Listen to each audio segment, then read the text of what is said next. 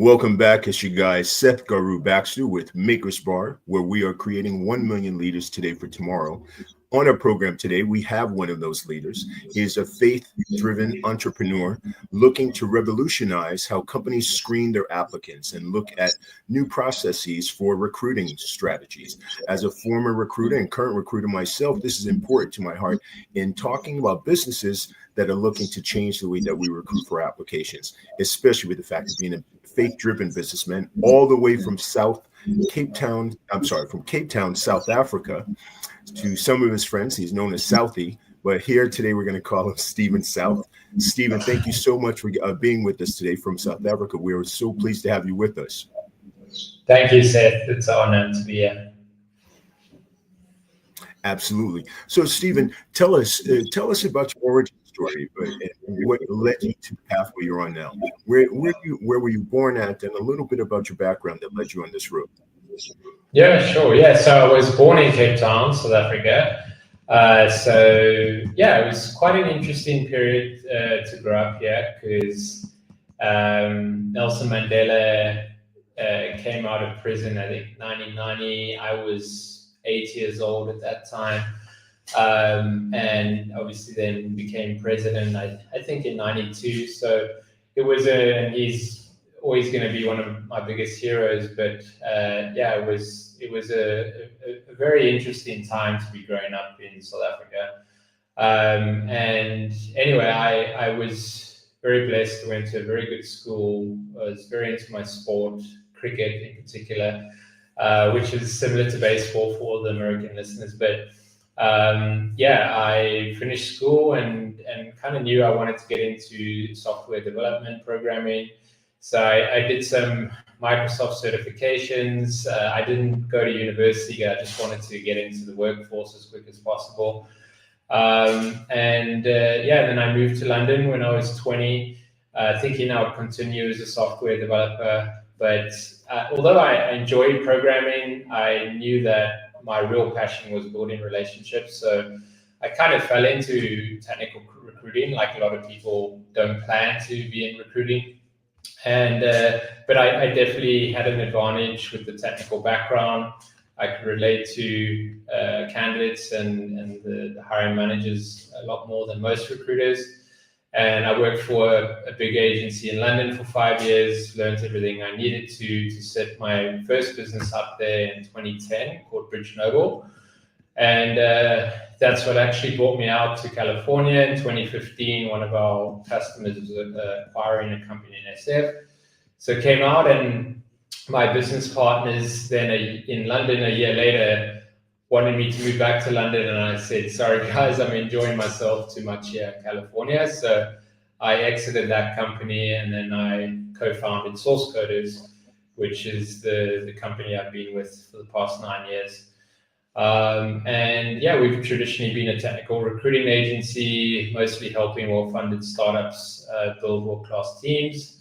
But about 3 years ago, when AI, or ChatGPT in particular, started blowing up, me and my partner realized what a great use case AI would be for recruiting. And we also knew if we didn't do something about it in 5 or 10 years' time, we could be out of business. So we started this venture of exploring what was possible back in 2022. And we were fortunate enough to use our current customers as a recruiting agency as for the pilot projects. So we learned a lot from that. And in the early stages, we actually were one of the first to offer the ability to interview with a metahuman, a cartoon character, and then a simple waveform. And having done a lot of surveying on that and getting feedback from everyone, the waveform was actually the most popular. I don't think people were ready to speak with metahumans and cartoon characters back then. They probably will be soon, but so we actually, after a couple of years of refining and learning as much as we could from our potential customers, we launched version 1 of our platform, which is focused towards employers. So it helps companies streamline their application, the applicant review stage, as well as then the screening assessment stage. So instead of speaking to a human recruiter for that screening assessment, they will have a conversation with our AI agent, and it formulates a very detailed match report on how good a fit they are. We actually started working on version 2 just recently. We raised some funding, which is going to be focused towards candidates and job seekers. And we're actually the most excited about version 2 because in the 20 years that I've been working in recruiting, I've never seen the job seeker experience be as bad as it is right now. So there's a real, anyone that's looked for a job over the last couple of years will probably agree with that. So there's a lot of problems to solve in that space. And I'd be very curious. Yeah. I'd like us to go over some of those challenges, but if I may, let's backtrack a little bit just for some of our viewers who might not be completely aware. In the recruiting industry, there's several portions, several layers. Technical recruiting itself, if you can go into that a little bit, what technical recruiting is. Yeah, so it mostly focuses on any technical hires such as software developers, data scientists, data engineers, DevOps engineers, front end, full stack, back end, even mobile developers. Those kind of fall into the technical recruiting sort of genre, so to say, and then. Yeah, also we've done a lot of recruiting for product managers, UI, UX. So really the full spectrum. And then in that, what you've done is streamlined how organizations are offered candidates, correct? Yeah, so we've used our experience as a technical recruiting agency, and we've replicated our process, our workflow. And one of the key aspects is when a company creates a new role on our platform, it will analyze. If you don't have a job description, we have a job description builder where you have a quick conversation with our agent and I'll create a job description for you. But once you have that, it will then analyze that job description and it will formulate the hiring manager onboarding call. So this is a very important call in the recruiting process because job descriptions are never very accurate. So what our AI does after that conversation it has with the hiring manager, it creates the role requirements and the weightings.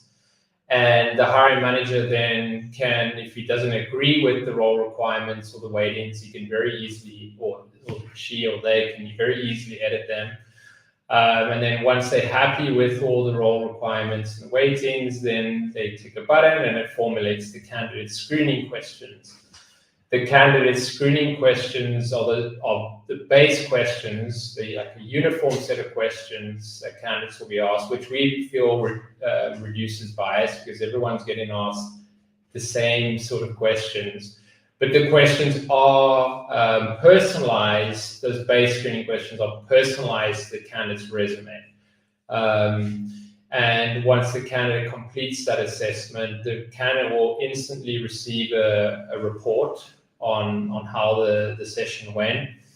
But then on the back end, the hiring manager or the recruiters will see a much more detailed report, a match report, as well as an interactive resume, which is the list of the role requirements, and then it gives you the ability to click on each role requirement. It will give a synopsis of how they answer that related question, but then it'll also highlight on their resume where they may have that relevant experience. And then you can also listen back to the candidate's audio answers, because of course you get signal from hearing how a candidate communicates. We also are big believers in human in the loop. So with some of our customers that want to work closely with us, we will actually give candidates the option when they do the screening assessment to do it on their own, because some candidates are more comfortable feel they can articulate their thoughts without anyone there. We've done a lot of research on this, and especially technical folk often prefer speaking with an AI agent than a recruiter. But we do also offer the option for them to meet us, the human recruiter, in person, and then you can do you can have the candidate do the AI screening assessment while you're on a Zoom call with them. And you can kind of prep them before they do it, and then you can debrief at the end. And it just, some candidates want that, right? So, but some others don't. So we're catering for all types of candidates, I guess. Well, I'm very curious. I know in recruitment we also have an ATS tool that help to streamline the process as well. How is AI a part of the ATS screening process? Does it they're coming into the pipeline, as we used to say? Yeah, well, that's a good point. So another feature that we have is called the resume review feature. So once the hiring manager has completed that onboarding, you have the role requirements and the weightings, you can then upload hundreds. We use a vector database, so it's lightning speed, and you can upload hundreds of resumes, and it will then do an analysis of how good a fit that candidate's resume is based on those role requirements. And a good example, we posted a job on LinkedIn just a couple of weeks ago for a HR director, and we had 1,000 applicants in 48 hours. So it's a great example of, that would usually even take a team of 3 or 4 recruiters a couple of weeks to efficiently go through all those applications. And this is what's the big issue with the job seeker experience is there's a lot of AI easy apply tools that are on the market. So it's just flooding a lot of the job applicants, and people aren't making proper applications. And most of the applicants we find, especially on LinkedIn or Indeed, that apply are not qualified. So the qualified candidates are getting lost amongst the noise, right? So our platform, we very much believe, solves that issue. So when you say it solves that issue, it works on certain key terms, or how is it analyzing that to help to eliminate some of that problem? It's analyzing the role requirements that hiring manager has set, and it's analyzing it against the resume to see how good a potential fit that candidate is. So if you have 900 applicants and you upload them, it'll give them an overall weighted match. And anyone usually that is scoring below 50% is very unlikely going to be a fit, right? So you can then go from 1,000 applicants to maybe 100 applicants that look like they could possibly be a good fit.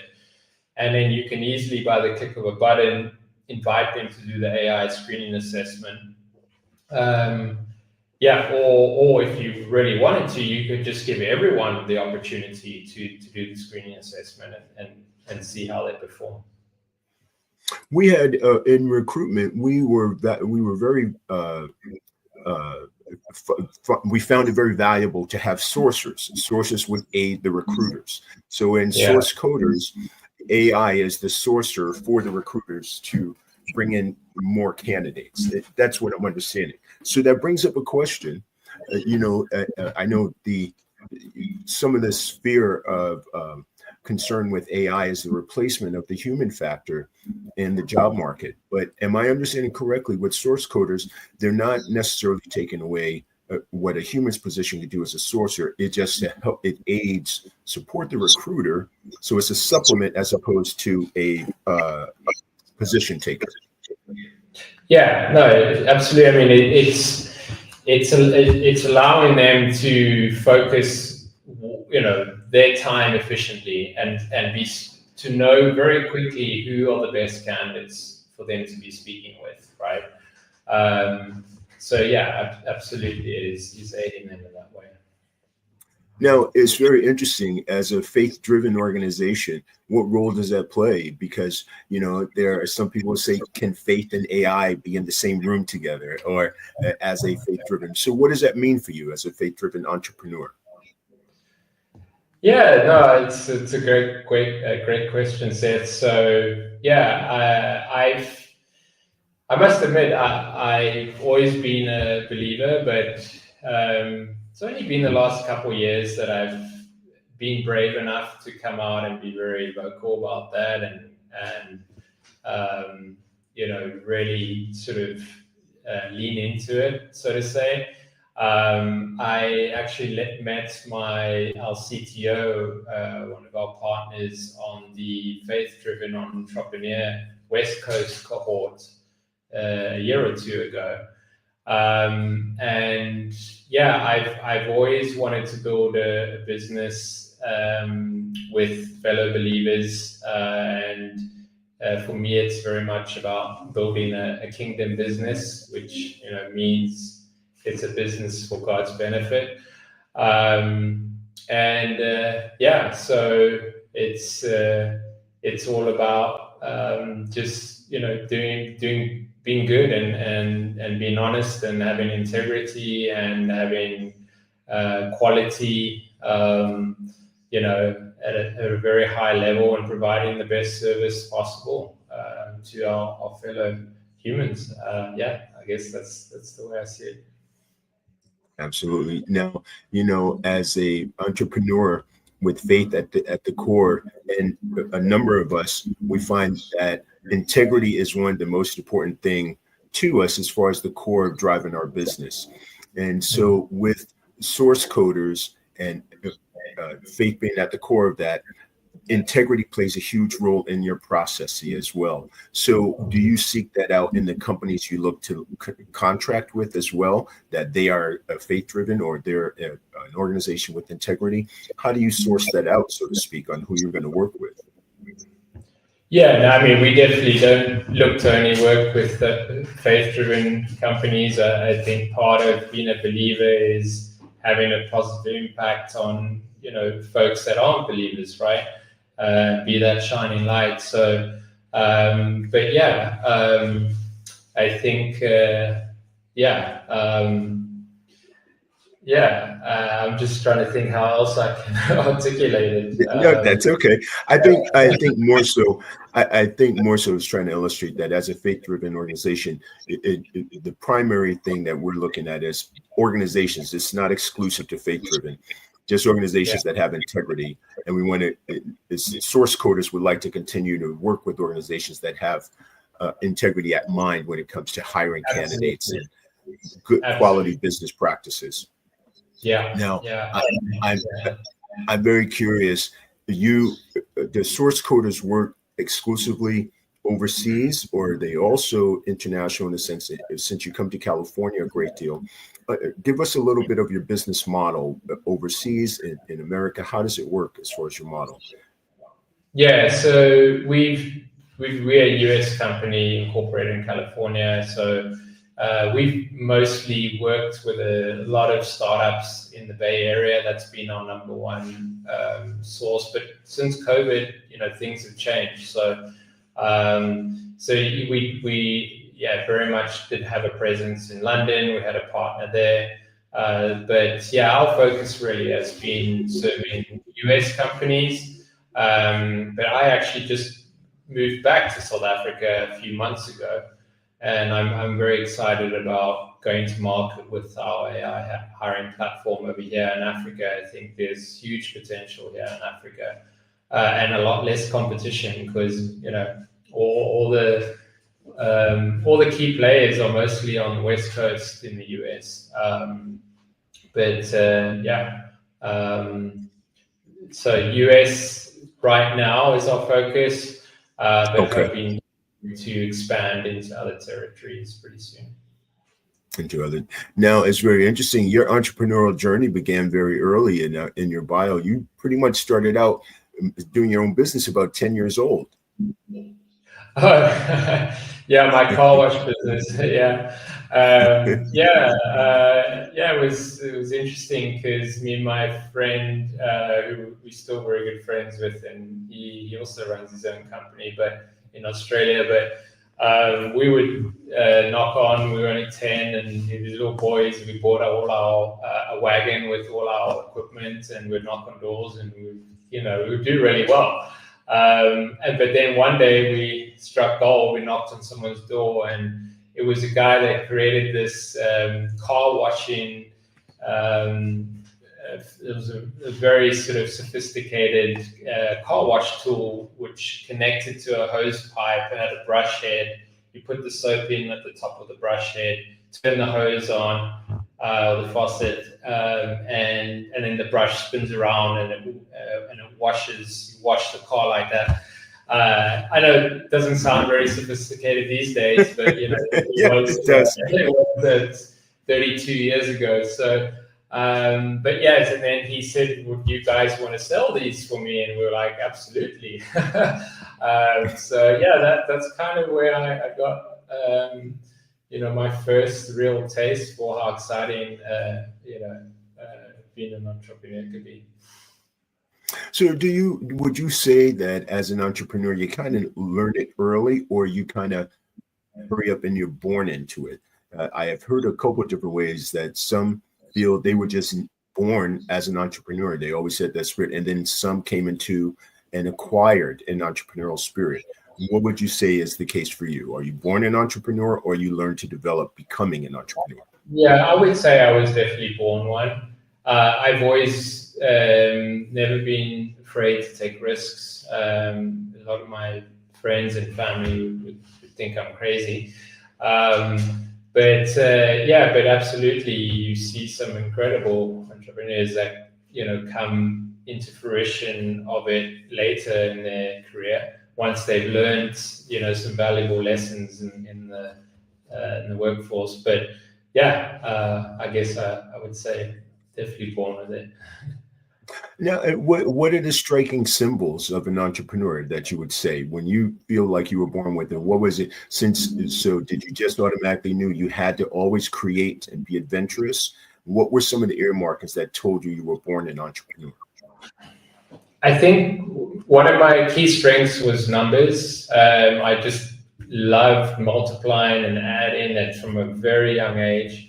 And then when I first, learned about money and how you can start saving it and it adds up and you start working out the numbers in your head. I think that was probably a key signal for me to know. But I think also I've always just loved people and loved building relationships, and I think that's probably another important aspect.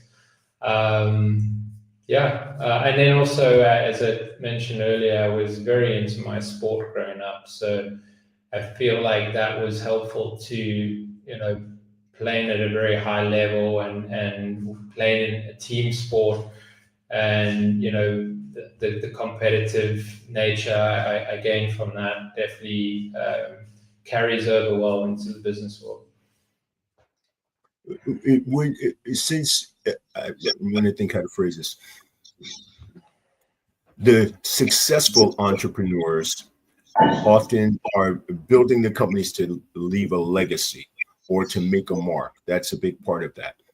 With those type of persons who that left a legacy, who has left a legacy that was an entrepreneur that you really admire and or role model some of your business practices after? Jim Rohn comes to mind. I don't know if you're familiar. I'm familiar with the name. Jim Rohn, yeah. So you're talking about folks that have passed on, Correct. Okay. Correct. Pardon me. Right.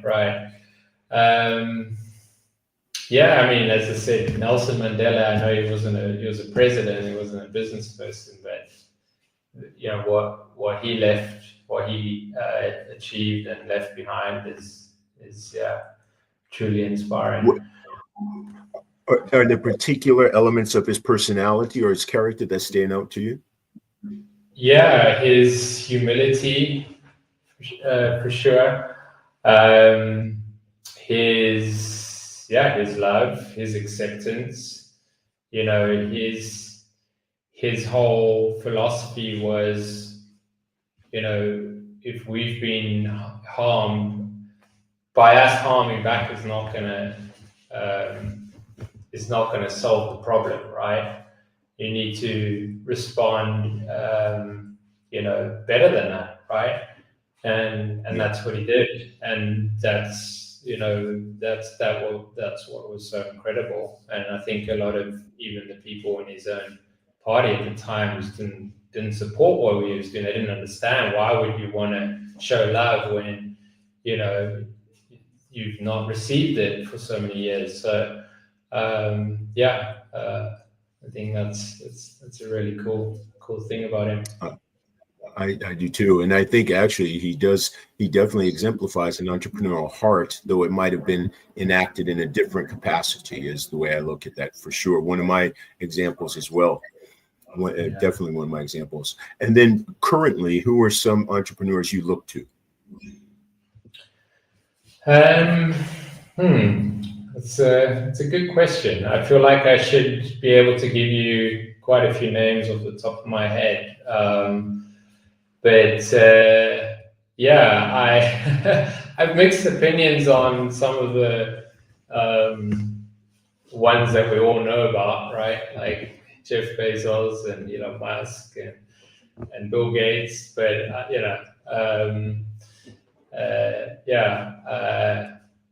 there's no one, and I feel like I should be able to tell you, but there's a load that I'm very impressed with. But actually, one that does come to mind, Henry Costner.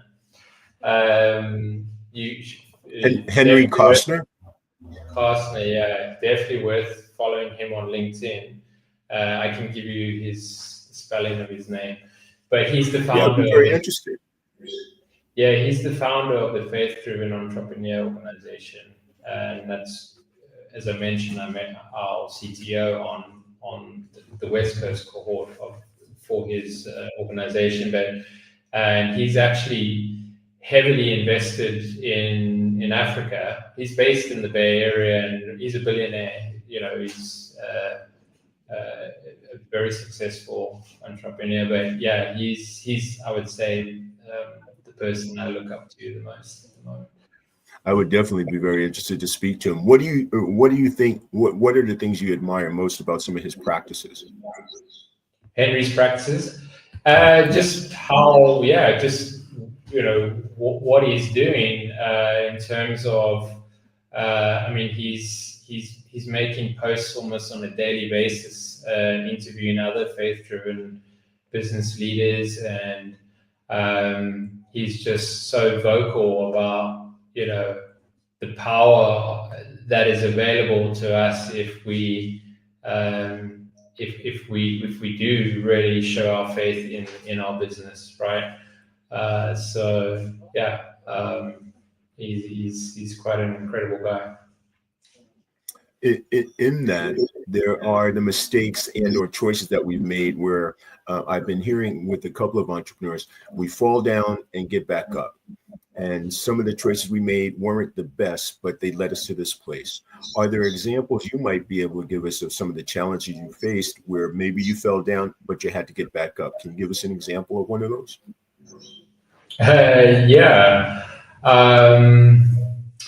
So as I mentioned, we started this project in terms of building the AI hiring platform about 3 years ago.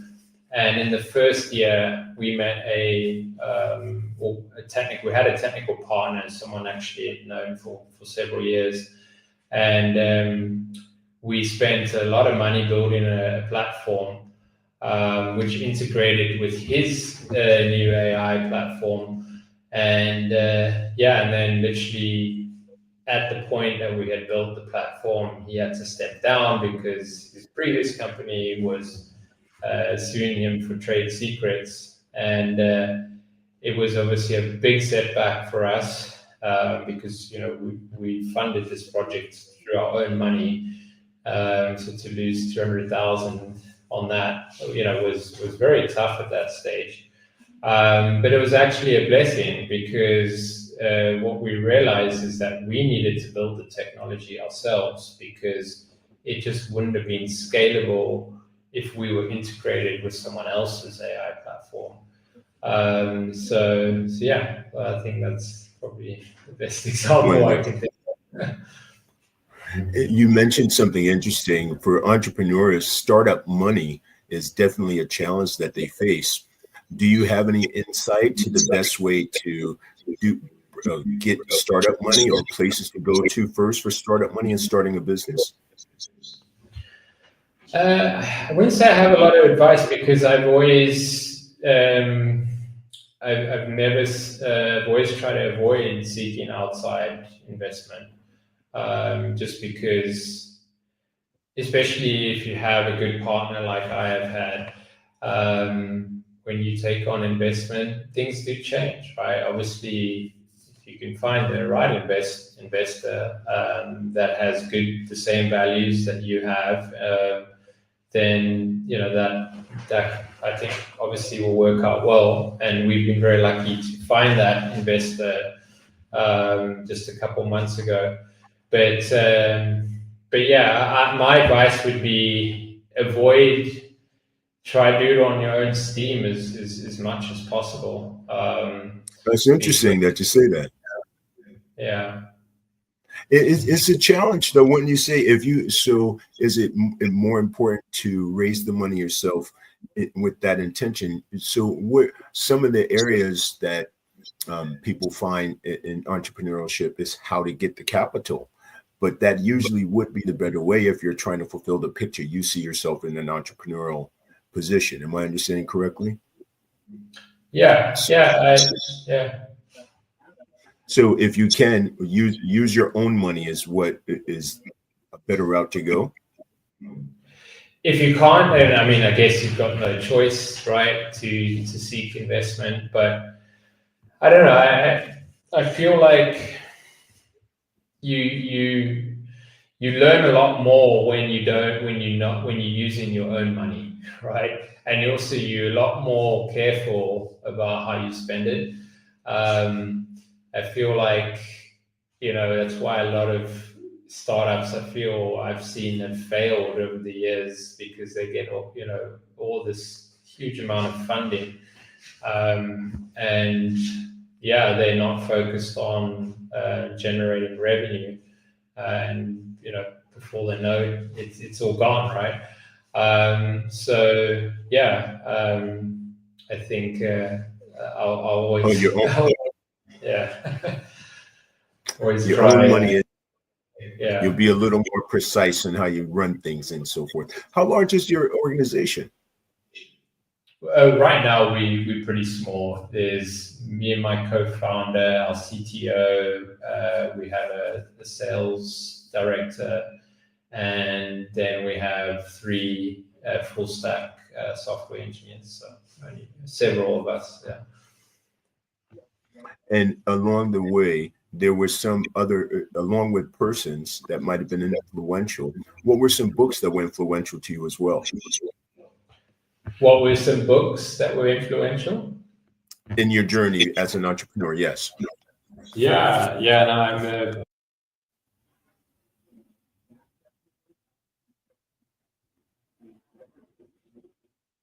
What, Stephen? Hey, Stephen, I think we lost your sound.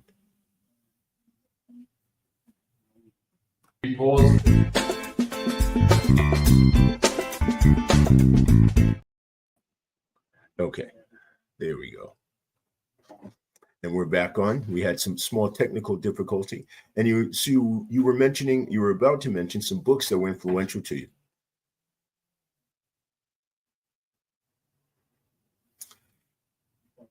Stephen.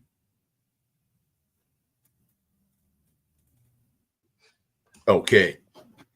And so you were mentioning some books that were influential to you. Yes. So 10x is easier than 2x by Dan Sullivan. And what else has been influential? Oh, so I read a lot of faith-driven leadership books. John Mark Comer is one of my favorite authors. Richard Stearns, he was actually the president of World Vision, which is one of the largest Oh, yes. faith-based nonprofits Yes. in the US. Yes, very much. And As a kid. Rich Stearns has actually become one of my mentors. And yeah, he's an incredible guy. I read some of his books, and I just reached out to him directly, and I asked him if he'd be my mentor, and he very kindly agreed to. I'm just trying to think who else. I think those are probably my favorite of recent times. For sure. And then in reinvesting in your company, what are some of the markers where you know now is a good time to reinvest in your company? What success point? Yeah, I mean, the revenue's got to be there. You've got to see signs that you can justify reinvesting, right? I think obviously speaking with your customers, as much as possible to work out what are their pain points is something that is so easily forgotten about sometimes. So I think just continuously learning what your customers want and then responding if you feel there's something really valuable that you're hearing. I'd say those are kind of a couple of the key things. You mentioned customer service and building relationships. I find in my recruitment career that has been really the saving grace on repeat customers is that constant customer satisfaction and building those relationships. Those have been really instrumental in any recruitment career that I've had, has been those relationships I built.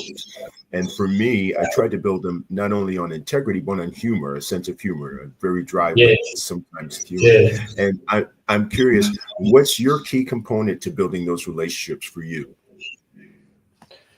What's the key component for me building those relationships? I think just being myself, right? I'm, as you can probably tell, quite laid back. I don't speak very fast like some of my other colleagues do. Just being open and authentic about who you are, and really being a good listener, I think, is so important, right?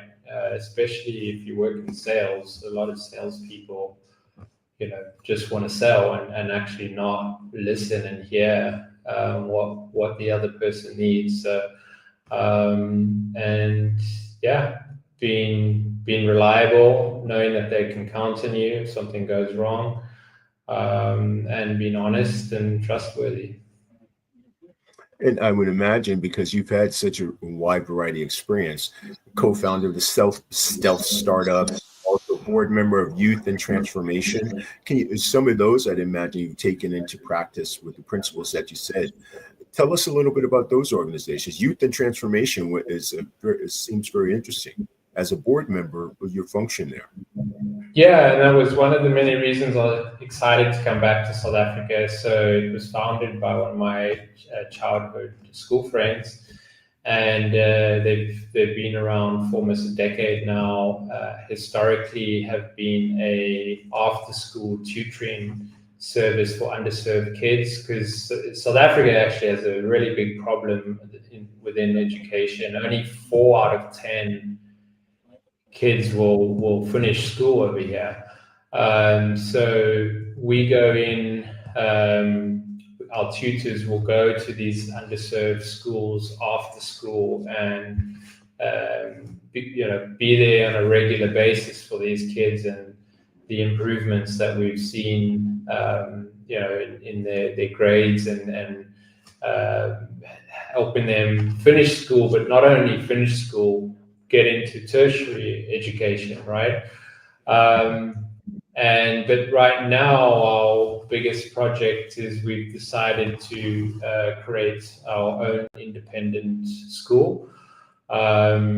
So starting with the first few grades and then working our way up all the way to the end of high school.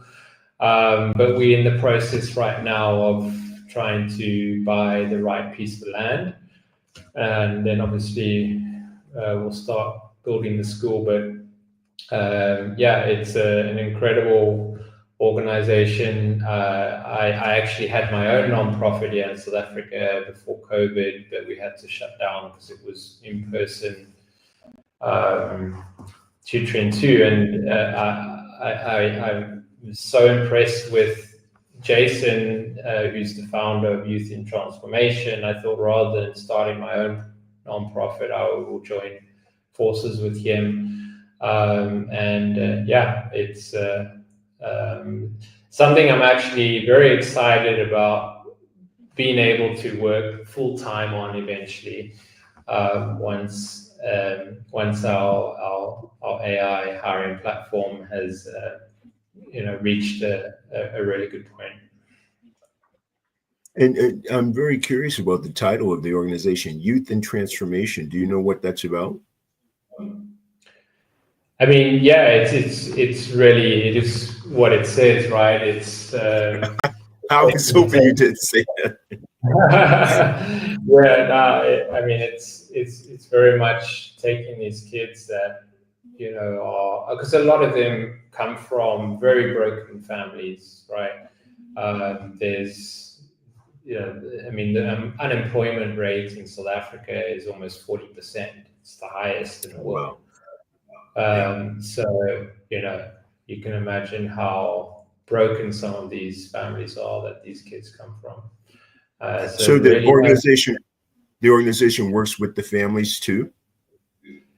Not right now. With the school that we're building, that's what we want to offer, because we know how important that is, right?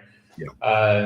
But it's also a faith-driven organization. So part of what they will learn is very much the Bible and business skills that relate to that. Just giving these kids a support structure that they can rely on and trust. It sounds like that is a near and dear portion of your heart as well. I'm working with a number of youth organizations myself, and I was very curious about that name because you have an extensive resume. And then prior to that, you were also with Stealth Startup. What was Stealth Startup about? Oh, so Stealth Startup is the AI hiring platform. Of source coders? Yes, of source coders. So in a couple of months, we're going to be rebranding to a more generic name, because source code is very tech focused, right? But we've built the AI hiring platform to be compatible with any job industry. So we're going to be rebranding with a new name for that, and that's what the Stealth Startup is on my LinkedIn. Stealth will be the new name? No, stealth just means I don't know if you're familiar with that term, stealth mode. It's you just revealing who you are. But yeah, it will be a new name in a couple months. In the rebrand. Yes. Yeah. So now we went over the books that were inspirational to you. Now, when you want to chill and it's a quiet evening, you've worked hard all day, you go home, who do you turn on the music immediately? What music do I turn on? Who do you turn on? Oh, who do I turn on? Oh, I mean, I have a 4-year-old and a 2-year-old, so yeah, they very much grab as much attention from me as possible, and yeah, but I mean, it's just the best thing in the world. Seeing them grow up, and that's why I'm very grateful to work remotely, because I can be close to them a good portion of the day. And yeah, and then I do hot yoga twice a week. I go to the gym, I do some weight training twice a week, and then I try to do 2 runs a week, and then I have a rest day. I'm training for my first marathon in October. Oh, wow. Congratulations. Yeah, it wasn't by choice. Two of my friends are coming over from Australia and the UK, and they doing it, and they said, "Well, you know, we're coming all this way, so you've got to do it too." So you said it wasn't by choice, though, huh? Yeah. So Probably pretty good. So your downtime is spending it with your kids, and then training, hot yoga, and now for the marathon. But when you want to listen to music, who do you like to listen to for music? You know, that tells a lot about us sometimes. Well, actually, one of my big passions and hobbies is DJing electronic music. Oh, wow, we're learning something. Yeah, it's been a big passion from when I moved to London when I was 20. I bought my first pair of decks, and yeah, I've just done it ever since. Me and my best friend have a SoundCloud page called Ubuntu Beats. And so we will post a new mix up there every month or so. So yeah, that's my favorite genre. It's kind of deep house, progressive house, bit of techno, Oh yeah, but definitely like house music with a lot of vocals. It's not just all that hard bass, that some techno can come across as. I definitely love a good vocal in there. But then also I love all types of music. Even love Michael Jackson's classics. Tina Turner. Why you say even love Michael Jackson? Of course, you have to love. I mean, yeah, I know, but I'm saying for someone that's electronic DJ, right? But yeah, I love all types of music, really. So DJing is also a side passion, with DJing being one of your loves. And what are there any others similar to your hot yoga or writing that are a part of your practice and your routine that keeps you centered and organized in your being in business? I still play quite a lot of cricket too. So that's in the summer that takes up more time than my wife likes. And then I also do play a bit of golf. But I know that's a sport I'll get more into when I'm older, because I just don't have the time and the patience for it right now. It's a very, out of all the sports I've played, I think golf is probably the most technical. It definitely requires a lot of dedication and commitment to get good at it. And if you were going to say some of in everything that we've gathered here today, what's the best piece in this sense? I am asking your advice for our new up and coming leadership and entrepreneurs. What do you think was the most solid piece of advice for you that helped you on your road to entrepreneurship? Yeah, I mean, it may sound cheesy, but my first boss would always say to me, "You've got to be in it to win it." I think that does go a long way, because I think a lot Oh, of yeah. entrepreneurs or people that want to start their own business, that they think that it's harder than it actually is a lot of the time, right? So I think if you have that desire to start your own business, you've just got to formulate a plan and make sure you have the runway. I mean, you always, especially if you have faith, you always find a way to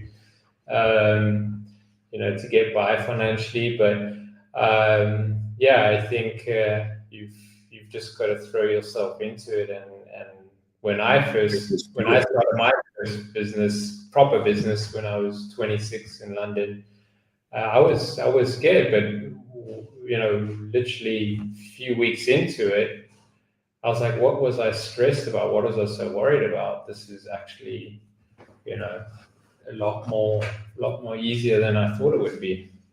Although there was a very different market back then. But yeah, I think we just gotta go for it sometimes.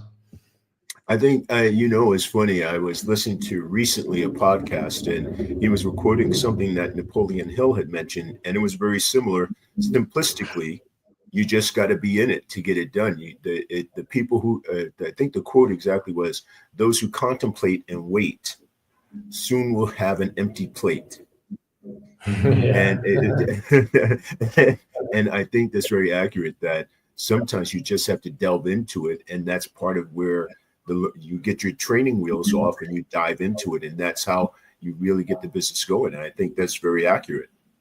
Yeah, and I think something that's come to mind that I think is really important is, there's going to be so many challenges along the way. There's going to be adversity, and I think Sure. What a game changer for me is when a challenge comes my way or adversity, I thank God for that challenge, because I know that's an opportunity for me to learn and grow, right? So yeah, I think that's probably the most important thing, I would say, that I've learned. I think that's extremely important for our listeners and our viewers. Southie, which I think is the coolest nickname ever. for that, with that piece of advice, where can they contact you and reach you to hear more about Source Coders, soon to be rebranded? Where can they reach out to you to get some advice and or support you, and to just learn more about your organization? Yeah, just my email is Stephen with a PH at sourcecoders.io. I'm also on LinkedIn, very active there. So it's just Stephen South. Can maybe share the link in the chat. Absolutely. When you post it. But yeah, I would love to hear from anyone that's taken the time to hear me blabber on for almost an hour. And I would love to connect with anyone that was interested.